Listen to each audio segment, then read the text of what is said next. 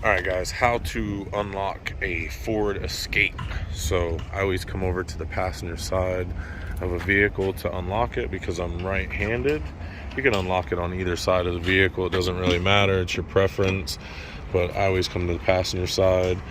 Also, I use Access Tools Super Air Jack. You can find this at Access Tools online or JB Tools online. And I also use, for most unlocks, their green reach tool.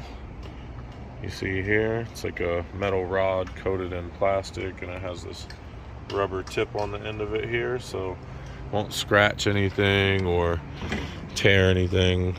And basically this little airbag is going to go inside the door, and then I'm going to pump it up and it's going to pry the door open for me. The door is latched here and bolted here, but it's flexible like a diving board up here, so whoever invented this thought of that, and it's a great idea because the door is flexible at the top. So basically just take your airbag and feed this in through the door. If you're doing this yourself at home and you're trying to unlock this car yourself to save money, you can get an airbag like this at Home Depot in the door and window aisle. As far as the green reach tool, you're not going to be able to get that at Home Depot, but you can buy a rod, bend it up, and tape the end up with some tape so it doesn't scratch anything. And I'm going to pause this and use two hands to get this airbag in real quick.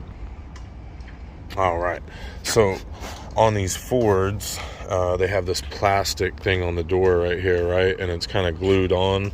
So if you just put your airbag in all lackadaisy like that right there, it's going to pump up and puff up, and it's going to push this plastic off of the door, which you don't want that. So make sure when you put your bag in that you put it in completely all the way like that. That way you don't run that risk of pushing that off of there. A lot of times you can also put another bag in the top if you want to kind of disperse the pry of it. And then just put your bag in, give yourself a, maybe I'll move it up a little bit. Give yourself like a 4-inch gap there at the top. Close this valve here, which keeps the air inside. This basically like bladder or envelope.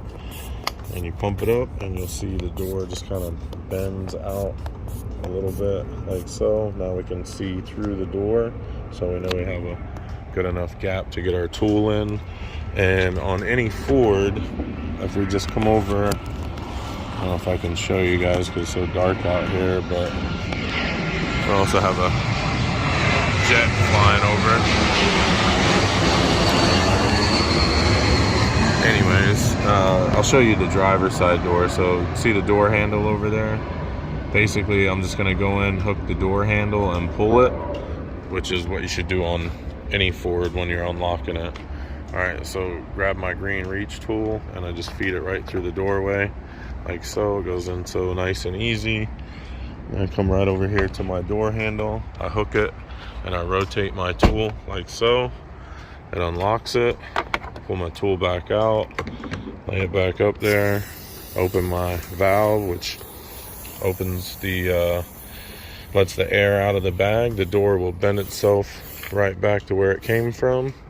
That one's kind of puffed out a little. Oh, there's the doors out from pulling the handle. So there we go, it's unlocked. And here, now that I got it open, and I can show you a little bit better. Now you can also come in and hit the unlock button and it'll unlock it. Oh, this one's dead. Oh, that's right, the guy said that he hasn't started it in like 20 something days, so it's in deep sleep mode. So normally if the battery's not dead, you can hit the unlock button, but today we got to pull the handle like so. You just hook it with the reach tool, pull the handle, and that unlocks it, which unlocks any Ford. And whether your battery's dead or not, that's the best way and easiest way to unlock these things. There we go. And you see, once you shut the door, it's nice and flush.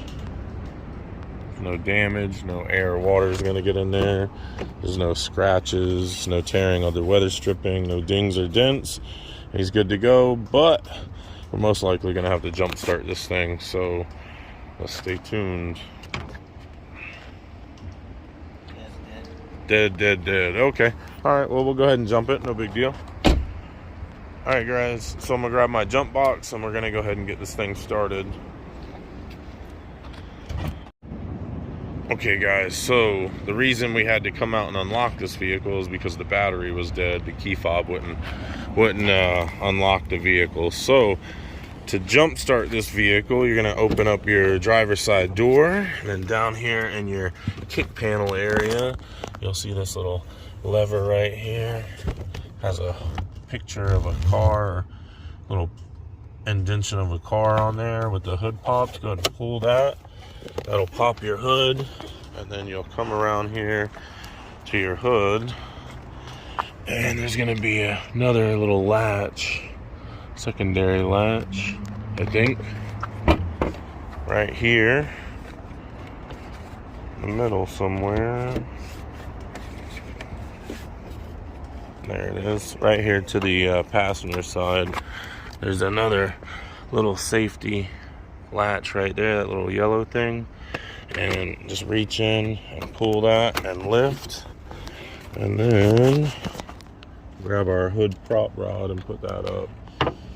It goes right here where there's an arrow.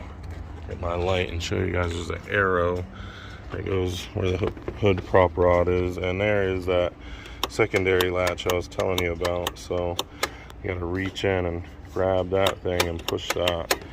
Alright, so then once you get that all set up, you got to get your battery, and you're like, oh goodness, where's my battery at under all this mess?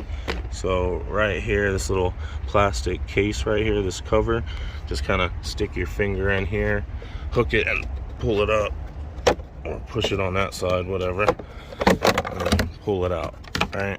And then that's going to expose your battery, and now you see your positive here and your negatives way back there, right? You're like, oh man, I can't get to that. How am I gonna get to the negative? No worries, the negative's right here.